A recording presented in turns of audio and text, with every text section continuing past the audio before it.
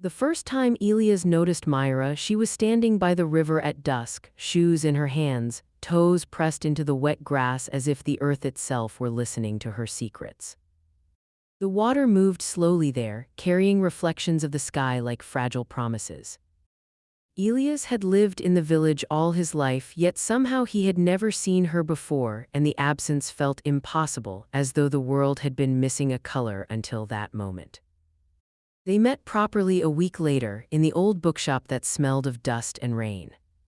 Myra was reaching for a poetry collection on the highest shelf when Elias offered it to her without a word. Their fingers brushed, brief and electric. She smiled, surprised, and something gentle settled between them like a shared breath. They began to meet by accident and then by design. Morning walks became evenings by the river. Elias spoke of his dream to restore old houses. Myra shared her wish to write stories that made people feel less alone. They listened with a tenderness that felt rare, as though each word mattered.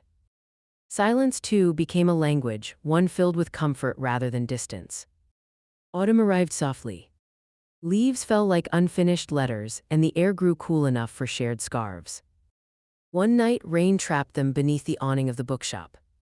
Myra laughed as water rushed past their feet, and Elias realized that her laughter felt like home. When he kissed her, it was slow and uncertain, but the world seemed to lean closer, as if it approved. Love did not arrive all at once.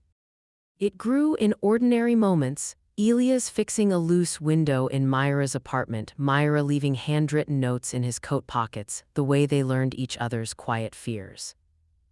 When they argued, they learned to return, to choose each other again, not because it was easy, but because it felt true. Years later, the river still flowed. They stood there together, hands entwined, watching the sky fold into night. The village knew their names now, whispered them into cobblestones and doorways.